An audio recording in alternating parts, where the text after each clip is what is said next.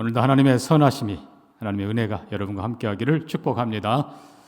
우리는 지금 가장 성경이 가르치는 중요한 주제를 살펴보고 있습니다. 그것은 하나님의 나라입니다. 예수님 맨 처음 시작할 때도 회개하라 천국이 가까웠느니라. 유대인에게는 천국이지만 원래 성경은 하나님의 나라입니다. 마지막 말씀도 하나님의 나라, 사도행전이 강조하는 것도 하나님의 나라. 부활하신 예수님이 제자들에게 그 나라를 선포하고 계십니다. 일반적으로 한 나라가 바로 세워지려면 네 가지 요소가 꼭 필요합니다. 그 첫째가 주권입니다. 두 번째가 영토입니다. 세 번째가 백성입니다. 그리고 네 번째가 헌법입니다. 그 나라의 법. 자, 그래서 우리는 그 나라의 주권, 하나님의 나라는 죽으시고 부활하신 만왕의 왕 예수 그리스도가 다스리십니다. 그분은 승리의 왕이고 그분은 사랑의 왕, 평화의 왕, 진리의 왕이십니다. 세상 끝날까지 함께 하시는 영원한 왕이십니다. 아멘이요. 아멘. 네, 그분이 다스리는 나라 이미 시작되었고 우리도 그분의 다스림을 받고 있습니다. 두 번째로 영토입니다. 주님은 선언하십니다. 하늘과 땅의 모든 권세를 내게 주셨다. 하늘의 권세, 영적인 거라고 했습니다. 모든 천사가 그분에게 굴복합니다. 심지어 마귀, 사탄, 그 졸개들도 예수 그리스도 앞에 다 굴복하게 될 것입니다. 예수 그리스도는 모든 영적인 걸 다스리고 뿐만 아니라 땅의 권세, 여기는 모든 피조물이라고 했습니다. 만물이 예수 앞에 굴복하고 하늘에 있는 것이나 땅에 있는 것이 마침내 예수 그리스도 안에서 통일될 것입니다. 마지막 때는 새 하늘 새 땅을 이루실 것입니다. 예수 그리스도의 그 나라 영토를 우리는 봅니다. 세 번째는 그 나라 백성이라고 했습니다. 모든 민족을 제자로 삼으라. 그 나라 백성은 모든 민족이 대상이지만 저절로 되는 것이 아니라 아버지와 아들과 성령의 이름으로 세례를 받아야 된다고 했습니다. 아버지의 이름 안으로, 예수 그리스도의 이름 안으로, 성령의 이름 안으로 들어가야 된다고 했습니다. 그래서 그거는 세례는 먼저는 씻음이라고 그랬습니다. 예수 그리스도와 함께 죽고 예수와 함께 다시 살아나는, 완전히 옛사람이 죽고 새로운 사람이 되는 중생, 거듭남, 씻음입니다. 두 번째는 연합이라고 했습니다. 아버지와 연합한 사람, 예수와 연합. 그래서 예수의 고난, 죽음, 함께 예수 죽고 예수와 함께 살고 예수와 함께 새로운 삶을 사는 것, 이것이 연합이라고 했습니다. 성령님과 함께. 세 번째는 공동체라고 그랬습니다. 성부, 성자, 성령님이 함께 계시고 우리가 그 안에 들어가고 삼위 하나님의 이름으로 부름받고 새로움 받고 은혜와 축복을 누리는 거룩한 공동체, 이게 그 나라 백성이라고 했습니다. 자, 이제 마지막으로 우리는 네 번째로 그 나라의 법을 살펴봅니다. 여러분, 어느 나라든지 법이 없으면 나라를 이룰 수가 없습니다. 그 법은 그 나라의 특색을, 본질을, 사명을 정확하게 가르쳐 줍니다. 대한민국 헌법은 대한민국이 어떤 나라인가, 백성들을 어떻게 다스리고 백성들의 권리가 뭐고 의무가 뭔가를 정확하게 가르쳐 줍니다. 마찬가지로 그 나라, 하나님 나라도 헌법이 정확하게 있는 것입니다. 자, 우리는 예수님께서 내가 너희에게 분부한 모든 것을 가르쳐 지키게 하라는 말씀을 듣습니다.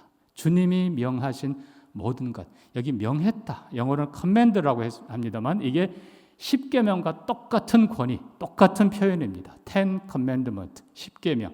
그래서 결국은 예수 그리스도의 그 말씀한 그것이, 가르친 그것이 결국 하나님 나라의 계명이고 그 나라의 헌법인데, 자, 우리는 구약으로 다시 돌아가서 하나님께서 아브라함을 부르신 목적이 무엇인가? 창세기 18장 18절 이하에 하나님께서 이렇게 말씀합니다.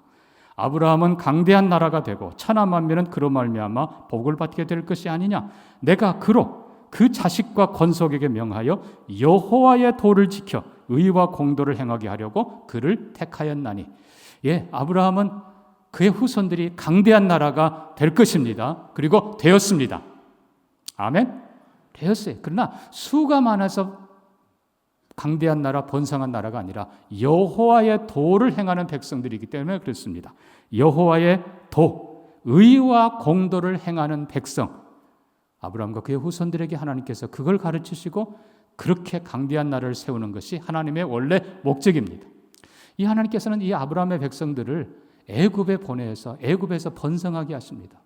430년 동안 애굽에서 강대한 나라가 되고 이제 그들을 출애굽시키십니다. 마지막 10번째 재앙, 어린 양의 피로 장자를 죽이지만 그러나 이스라엘 백성들은 구원하셔서 하나님의 특별한 백성 삼으십니다. 특별히 출애굽기 19장 그리고 24장 여러분 주의 있게 보셔야 됩니다. 출애굽기 19장 하나님께서 이스라엘 백성들을 출애굽시킨 목적이 나옵니다. 출애굽기 19장 5절입니다. 온 세계가 다 내게 속하였나니 너희가, 여기 이스라엘입니다, 내 말을 듣고 내 언약을 지키면 너희는 모든 민족 중에서 내 소유가 되겠고 너희가 내게 대하여 제사장 나라가 되며 거룩한 백성이 되리라. 그리고 나서 20장에 하나님께서는 십계명을 그것도 돌판에 새겨서 모세에게 주십니다. 그러니까 하나님께서 이스라엘을 출애굽한 목적은 거룩한 나라, 제사장 나라를 세우기 위해서였습니다. 그 제사장 나라, 거룩한 나라는 뭡니까? 여호와의 도를 행하는, 여호와의 계명을 행하는 그 나라인 것입니다. 다시 한번 여러분 신명기 가면은 모세를 통해서 4장, 5장, 6장에 계명을 주신 목적이 기록되어 있고 그리고 정확하게 다시 한번 십계명을 반복하고 구체적으로 설명을 해 주십니다. 신명기 4장 6절 이하에 이렇게 썼습니다. 너희는 지켜 행하라. 이것이 여러 민족 앞에서 너희의 지혜요 너희의 지식이라. 여호와께서 우리가 그에게 기도할 때마다 우리에게 가까이 하심과 같이 그 신이 가까이 함을 얻은 큰 나라가 어디 있느냐? 오늘 내가 너희에게 선포하는 이 율법과 같이 그 규례와 법도가 공의로운 큰 나라가 어디 있느냐? 이 규례와 법도, 이 율법이, 이 헌법이 이처럼 크고 바르고 강한 나라가 이스라엘밖에는 없다는 것입니다. 그 근본이 바로 십계명이라고 했습니다. 자, 우리는 여기서 좀 중요한 부분들을 생각해 봐야 됩니다. 자, 이 하나님의 말씀 때문에 이스라엘 백성들은 공의로운 나라이고 지혜로운 백성이고 강대한 나라인 것입니다. 그래서 하나님의 말씀을 가까이 하면 하나님이 함께 하신다고 했어요. 그러니까 결국 말씀을 가까이 하는 것은 하나님을 가까이 하는 것입니다. 말씀을 아는 것은 하나님을 아는 것입니다. 말씀을 사랑하는 것은 하나님을 사랑하는 것입니다. 아멘입니까? 반대로 말씀을 듣지 않는 건 하나님을 듣지 않는 거예요. 말씀을 거역하는 것은 하나님을 거역하는 것이에요. 결국은 말씀 가까이 하면 하나님이 가까이 하시고 은혜와 축복으로 채우시고 말씀 거부하면 하나님을 거부하는 것이고 비참하게 됩니다. 그래서 우리는 이스라엘이 이제 가나안 땅에 들어와 첫 나라를 세웁니다. 그런데 초대왕 사울은 어떻습니까? 하나님의 말씀을 듣지 않습니다. 말씀을 멀리합니다. 결국은 하나님이 멀리 떠나요. 결과는 뭡니까? 사울도 망하고 그 나라도 망합니다. 그러나 다행히도 하나님이 다시 부르신 다윗 왕은 하나님의 말씀을 얼마나 사랑했는지 모릅니다. 다윗은 나의 힘이 되신 여호와여 내가 주를 사랑하나이다. 주님을 사랑했지만 더 구체적으로 다윗은 하나님의 말씀을 얼마나 사랑하고 사모했는지 모릅니다. 여호와의 도는 완전하다. 여호와의 율법은 순결하다. 여호와의 도는 정결하다. 영원하다. 다윗은 하나님의 법을 너무너무나 사랑했고 그 말씀대로 하나님을 사랑했고 그 말씀대로 통치하려고 애를 썼습니다. 그것이 다윗의 공의로운 보좌입니다. 과연 하나님께서는 다윗과 함께 하셨고 강한 나라, 공의로운 나라, 축복의 나라를 세우게 하십니다. 주위의 모든 나라들이 그 앞에 굴복하게 하시고 열방 앞에 말씀 섬기는 나라, 말씀대로 사는 신정국가의 모습을 보여주신 것입니다. 솔로몬 때도 어떻습니까? 솔로몬이 하나님의 말씀을 사랑하고 그 말씀을 통해 지혜를 얻고 그 말씀에 순종하고 그 말씀을 백성에게 가르치고 그 말씀으로 통치할 때는 영광의 나라, 축복의 나라, 어느 누구도 감히 비교할 수 없는 크고 복된 나라로 만들어 주셨습니다. 그러나 그 말씀을 무시하고 말씀을 멀리할 때는 불행하게도 그 지혜가 사라지고 그 나라가 분열되고 비참하게 되었던 것입니다. 그 이후의 왕들도 마찬가지예요. 그 이후의 왕들도 때로는 우시야처럼 여호와의 말씀을 붙잡을 때, 또 히스기야처럼 말씀 앞에 무릎 꿇었을 때, 또 요시야처럼 어린 왕이지만 하나님의 율법을 붙잡고 나아갈 때 하나님께서는 승리하게 하시고 강대한 나라로 만들어 주셨습니다. 반대로 다른 왕들 말씀 무시하고 말씀 멀리하니까 점점 더 비참해졌어요. 결국 세상 닮아가니까 말씀 버리니까 하나님이 그들을 버린 거예요. 그 결과가 바로 바벨론 포로가 되는 것입니다. 자, 여기서 우리가 좀 생각할 부분들이 있습니다. 자, 하나님 말씀, 특별히 구약 이스라엘 나라는 율법을 지키는 나라라. 하나님의 도가 율법, 그 중에서 특별히 요약된 것이 십계명입니다. 여러분들 이 십계명 부분을 조금 좀 잘 이해를 하셔야 됩니다. 도대체 십계명이 뭔가? 어떤 사람들은 이렇게 좀 오해하고 잘못 가르치기도 합니다. 하나님께서 모세에게 십계명을 주신 때가 1400년대, 그러니까 BC 15세기입니다. 그런데 실은 그보다 한 300년 혹은 350년 전에 발표된 것, 그리고 지금 출토되었고 거의 80% 이상 해독이 됐습니다만 함무라비 법전이 있습니다. 구바벨론의 6대 왕 함무라비가 선포한 법전이 발굴이 됐습니다. 어떤 사람들은 왜냐하면 비슷한 부분이 많거든요. 살인자의 처형이라든지 도둑질이든지 이런 게 많아요. 그러니까 함무라비 법전에서 성경 십계명이 왔다. 그렇게 치면은 실은 함무라비 법전보다 훨씬 더 이전의 법전들이 3개나 발굴이 됐어요. 결국은 다. 또 그 다음에 조금 뒤로 가면 히타이트 족속이 만들었던 법전도 있어요. 근데 그거는 수준이 훨씬 더 떨어져요. 여러분 반드시 시대를 지나가면 법이 더 좋아진다는가? 이거는 아닌 것 같아요. 중요한 거는 근본적으로 십계명은 이 세상의 어떤 법과는 근본적으로 다르다는 것입니다. 자, 이 세상의 모든 법들은요, 먼저는 다신교에 기초하고 있습니다. 그러니까 십계명에서는 우상을 만들지 말라, 우상 섬기지 말라, 이 선언하고 정면 충돌하는 것입니다. 여러분 다신교가 발전하면 유일신교가 된다? 아니에요. 그건 있을 수 없는 일입니다. 십계명은 하나님께로부터 온 계명입니다. 오직 전능하신 창조주 하나님께서만 명할 수 있는 계명이고, 그리고 우상 섬기지 말라, 오직 하나님만 섬기는 법도입니다. 이게 근본적인 차이는 이건 같을 수가 없습니다. 한 걸음 더 나아가서, 자, 그 다음에 등장하는 부모를 공경하라 혹은 이런 부분도 마찬가지예요. 세상의 법들은 대부분 다 유용성 중심입니다. 무슨 말인가 하면, 죄송하지만 노인들은 점점 더 가치 없는 존재로 만들어가는 거예요. 그러나 성경은 그렇지 않습니다. 성경은 내 부모를 공경하라, 마지막까지도 부모를 공경하라고 가르치는 것이 성경입니다. 살인하지 말라, 간음하지 말라. 근본적인 성경의 원리는 생명 존중입니다. 그래서 십계명이 중요한 것은 앞부분에서는 하나님 섬기는, 유일하신 하나님을 섬기는 도리를 가르쳐주는 거지만 뒷부분을 우리가 쭉 살펴보면요, 이거는 평등에 있어서는 이 십계명을 따라올 어느 법도 없습니다. 무슨 얘기인가 하면은 함무라비 법을 포함해서, 제가 법은 잘 모릅니다만 대부분의 법들은 통치를 위한 것입니다. 왕을 위한 것이고 귀족을 위한 것입니다.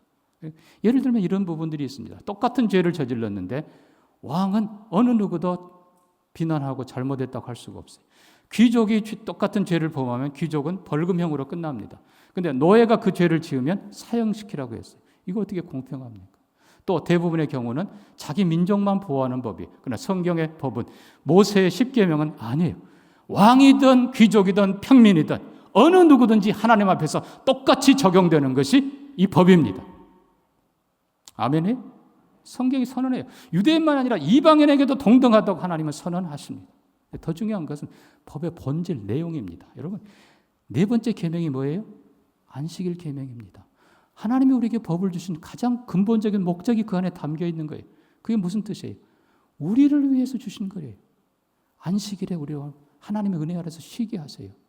너만 아니라 네 가족이 쉬게 하라. 내 품꾼들이 쉬게 하라. 그리고 내 가축들도 쉬게 하라. 한 걸음 더 나가서 7년째는 안식년을 누리게 하시고 50년 희년이 되었을 때는 모든 것을 새롭게 하라고 했습니다. 여러분, 주인이신 하나님께서 주시는 이런 계명들, 이 본질들은요, 어느 누구 따라올 수가 없는 거예요. 거기다가 약자를 위한 법을 한번 보십시오. 고아와 과부와 나그네를 배려하라. 그리고 맹인들 포함해서 장애인들을 향한 배려들. 여러분, 이보다 더 탁월한 법은 없어요. 그러니까 하나님께서 살인하지 말라 하는 이거는 네 자신을 위해서뿐만 아니라 이웃의 생명도 귀히 여기라는 거예요. 이웃의 가정을 소중히 여겨라. 이웃의 소유, 물질을 소중히 여겨라. 여러분, 이 법은, 하나님이 주신 이 법은 그 근본 자체가 평화의 법이고 축복의 법이고 사랑의 법이고 은혜의 법입니다. 한 걸음 더 나가서 우리가 이 모세에게 주신 이 십계명을 우리가 조금 더 들여다보면 하지 말라라는 게 많아서 어떤 사람들은 상당히 부정적으로 봅니다만 아니요, 정반대예요. 이 하지 말라는 계명의 원형이 에덴 동산의 선악과입니다. 여러분, 에덴 동산 가보십시오. 하나님께서 뭐라고 명하십니까? 하나님이 주신 에덴 동산의 모든 것 네가 임으로 네 마음대로 다스리고 네 마음대로 먹을 수 있다. 그러나 오직 한 가지, 동산 중앙에 있는 선악과는 먹지 말라. 먹는 날에는 뭐 하리라? 정령 죽으리라. 여러분, 이 말은요, 왜 하필이면 하나님이 선악과를 못 먹게 하셨을까가 중요한 것이 아니라 창조주 하나님이 우리를 위해서 모든 것 다 준비해 놓으시고 네 양심 따라서 네가 기쁜 대로 행복하게 살아라. 내가 마음대로 할 수 있다. 그러나 단 하나, 한 중앙에 있는 선악과, 그것이 독이 있어라 이런 게 아니라 이 중앙에 있는 선악과 나무는 네가 주인이 아니라 누가 주인? 하나님이 주인임을 잊지 말라는 것입니다. 다른 말로 하면 네가 하나님이 주인이신 것을 기억한다면 다른 건 네가 뭐든지 다 해도 좋다. 이게 하나님의 자유고 이게 우리에게 주시는 은혜고 축복입니다. 그래서 살인하지 말라는 거 마찬가지예요. 네가 남의 생명을 빼앗을 수 있는 권한이 없다. 네가 설령 왕이라 하더라도, 네가 아버지라 하더라도 이웃의 생명을 너는 해야 할 권한이 없다. 생명은 누구에게 속해 있다? 하나님께 속해 있다. 아멘입니까? 여러분, 십계명은 보면 볼수록 근본이 인간에게서 나온 것이 아니라 하나님에게서 나온 것입니다. 그러니까 하나님께서는 이 십계명을 주시고, 다시 여러분 기억해야 됩니다. 십계명 지키면 구원받는다는 것이 아니에요. 이미 10번째 재앙, 어린 양 죽여 그 피로 이스라엘 백성을 구원하시고, 훗날 하나님의 어린 양 예수의 피로 우리를 이미 구원하시고, 이제 너희는 내 백성이 되었으니 이렇게 거룩한 백성, 여호와의 도를 행하는 백성으로 살아라. 그렇게 주신 것이 십계명인 것입니다.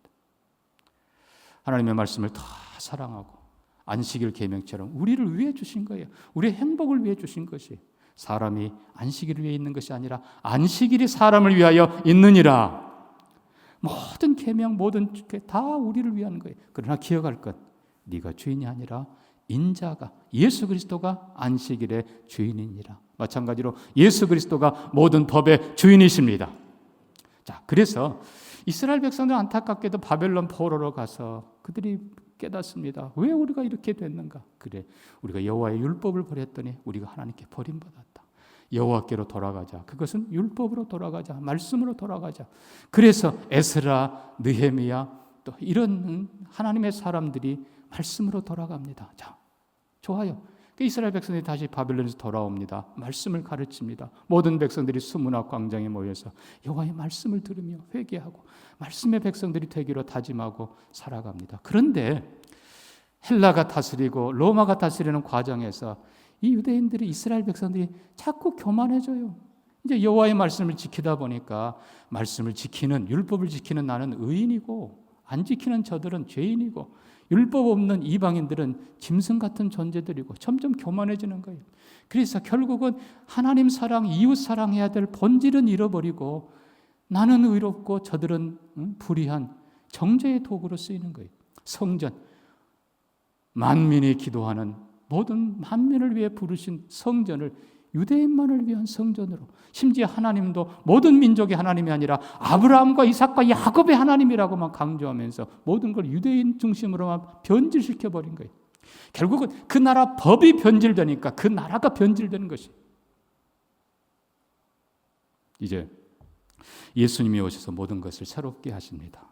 우리는 마태복음 5장으로 갑니다. 산상수훈에서 예수님께서 변질된 율법을 새롭게 하십니다. 그 전에 우리는 4장을 보면 예수님 공생애 시작하실 때 40일 금식하시고 마귀와 이 영적 전투를 벌이는 게 나옵니다. 마귀가 시험합니다. 돌로 떡을 만들어 먹으라. 예수님 뭐라고 선언하십니까? 사람이 떡으로만 사는 것이 아니라 여호와의 입에서 나오는 모든 말씀으로 살 것이니라. 결국 사탄이 하는 것은 궁극적으로 사람이 떡으로만 살도록, 세상 것으로만 살도록 하나님 무시하고 하나님 말씀 무시하는 것이, 변질시키는 것이 사탄의 목적입니다. 그러나 예수님은 기록되었으되 기록되었으되 기록되었으되 말씀으로 정확하게 돌아가면서 사람이 떡으로만 아니라 하나님의 말씀으로 살 것이라, 말씀으로 사는 그 나라, 그 백성으로 회복시켜 주십니다. 그걸 위해서 주님이 오셨어요. 자, 마태복음 5장 산상수훈 물론 천국에 대한 선포가 앞부분 나옵니다. 여러분 17절도 보십시오. 마태복음 5장 17절입니다. 내가 율법이나 선지자를 폐하러 온 줄로 생각하지 말라. 폐하러 온 것이 아니요 완전하게 하려 함이라. 예수님이 오신 것은 율법을 폐함이 아니라 변질된 거부된 율법을 새롭게 하고 완전하게 하기 위해서 오셨습니다. 진실로 너희에게 이르노니 천지가 없어지기 전에는 율법 1.1획도 없어지지 않고 다 이루리라. 그러므로 율법의 작은 것까지도 무시하거나 거부하는 자는 천국에서 작다 일컬음을 받으리라. 20절입니다. 내가 너희에게 이르노니 너희 의가 바리새인과 서기관보다 낫지 않으면 결단코 천국에 들어가지 못하리라. 율법의 원형 그대로 하나님이 원하시는 대로 바로 믿고 바로 지키는 백성을 주님은 원하시는 것입니다. 자, 21절부터 우리는 변질된 율법, 계명들이 어떻게 예수님에 의해서 새롭게 되는가를 봅니다. 21절입니다. 옛사람에게 말한 바 살인하지 말라. 살인하지 말라. 그 다음에는 27절에 간음하지 말라. 그 다음에 33절에 거짓 맹세, 거짓 증거하지 말라. 율법들을 주님 쭉 명하시면서 옛사람에게 말한 바 너희는 이렇게 들었거니와 나는 너희에게 이르노니 그렇지 않다. 주님은 본질을 말씀하시는 것입니다. 여러분 모세에 의해서 혹은 서기관과 바리새인들에 의해서 변질된 것들이 왜 모세에 의해서라고 하면 예를 들면 이혼 증서도 마찬가지예요. 너희가 너무나 완악하기 때문에 모세는 여자를 내보낼 때 이혼 증서라도 써서 그의 사람 그래도 최소한의 생활은 하게 해줘라라고 했는데 예수님 뭐라고 하십니까? 본래는 그렇지 아니하다고 선언하세요. 예수님은 원래의 것을 회복하십니다. 모세의 가르침을 뛰어넘으셔서 너희는 이렇게 들었거니와 나는 너희에게 이르노니 예수 그리스도가 율법의 주인인 것을 선언하십니다. 새로운 해석을 선포하십니다. 왜요? 예수 그리스도가 바로 길이요 진리요 생명이십니다. 예수 그리스도가 바로 율법의 주인이십니다. 율법을 완성한 분이세요. 그 나라는 예수 그리스도가 새롭게 해석한 율법대로 바르게 사는 사람들입니다. 자, 그래서 내가 너에게 분부한 모든 것이라는 말의 첫 번째 의미는 내가 너에게 해석한 그대로라는 뜻입니다. 근데 예수님은 율법을 새롭게 살인하지 말라, 간음하지 말라, 거짓 증거하지 말라 이것들을 새롭게 하실 뿐만 아니라 이거를 정리해 주십니다. 조금 넘어가서 마태복음 22장입니다. 마태복음 22장에 한 율법사가 예수님께 묻습니다. 선생님, 율법 중에서 어느 계명이 큽니까? 37절 예수님이 정확하게 말씀하십니다. 예수께서 이르시되 내 마음을 다하고 목숨을 다하고 뜻을 다하여 주 너희 하나님을 사랑하라 하셨으니 이것이 크고 첫째 되는 계명이요 둘째도 그와 같으니 내 이웃을 내 자신같이 사랑하라 하셨으니 이 두 계명이 온 율법과 선지자의 강령이니라. 10계명을 주님은 다시 한번 확인하시면서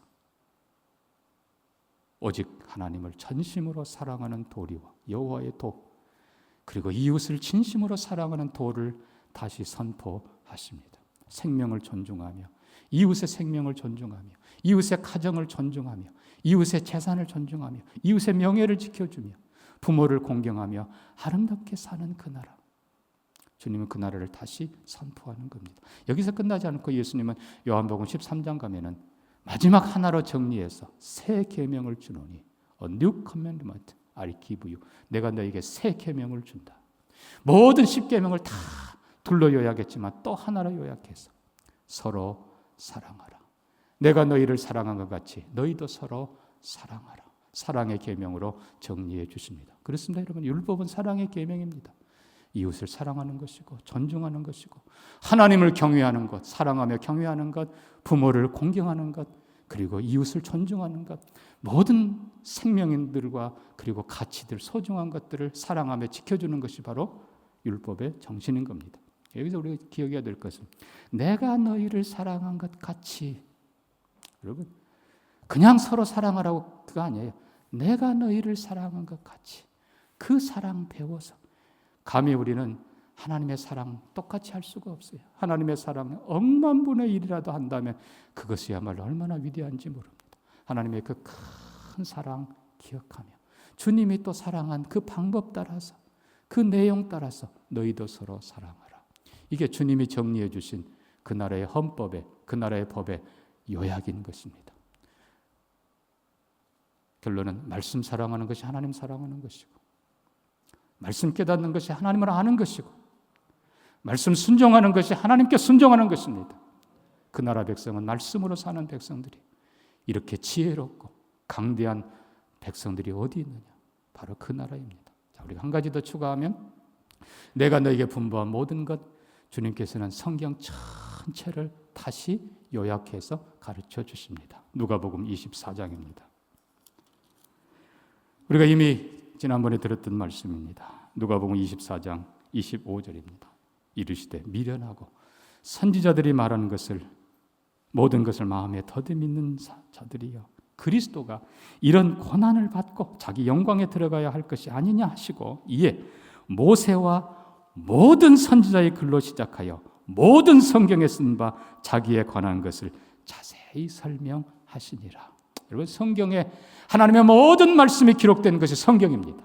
이 성경의 중심이 바로 예수 그리스도이십니다. 예수 그리스도 그 중심이 바로 그분이 받으실 고난과 그리고 그분이 받으실 영광에 대한 기록입니다. 그분의 고난을 이해하고 그분의 고난의 기록을 알고 믿고 깨닫고 고백하는 자는 그리스도와 함께 죽고 함께 용서받을 것입니다. 그분의 죽으심을 알 뿐만 아니라 다시 살아나심을 믿고 그분의 영광을 믿는 자들은 그리스도의 생명, 그리스도의 영광에 동참하게 될 것입니다.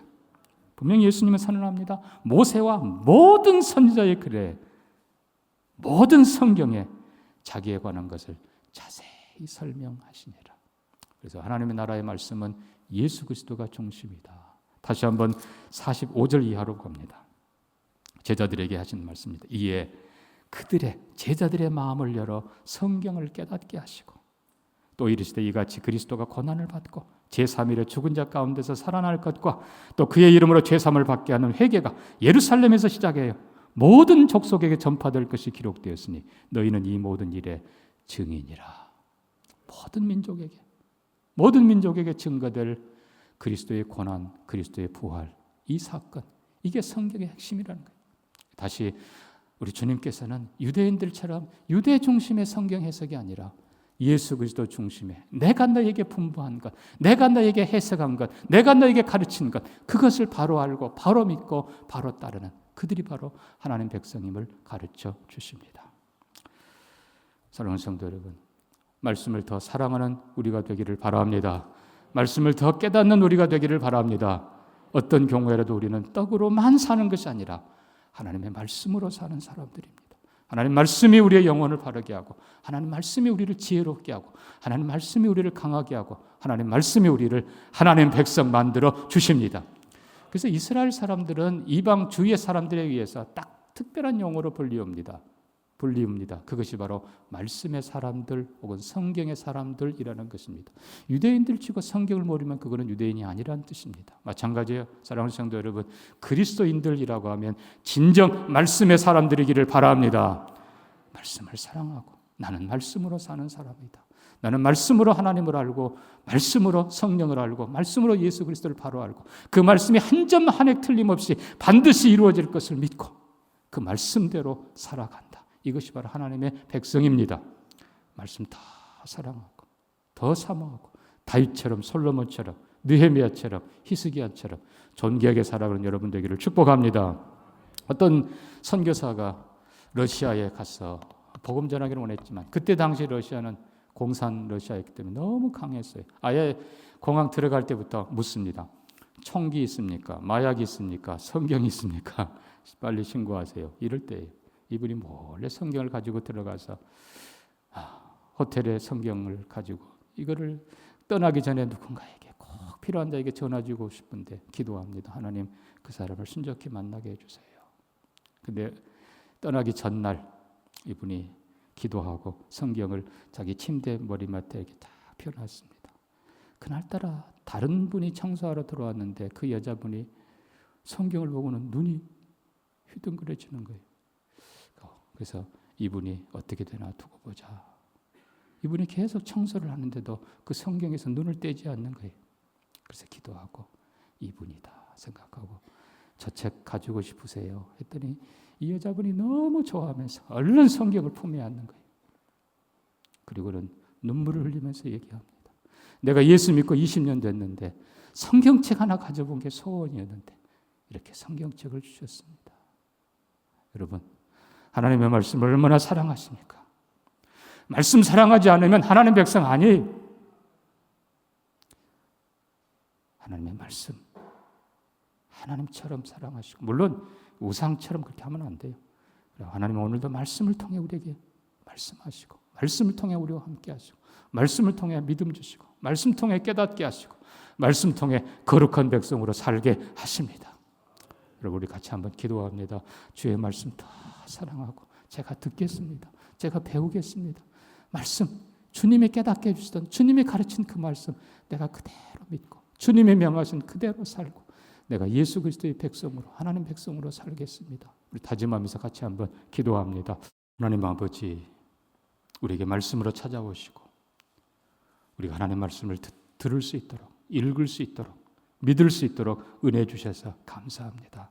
주님이 명하신 그대로 믿게 하시고 깨닫게 하시고 순종하는 하나님의 거룩한 도를 행하는 하나님의 백성들 다 되게 해 주옵소서. 감사하며 예수님 이름으로 기도합니다. 아멘.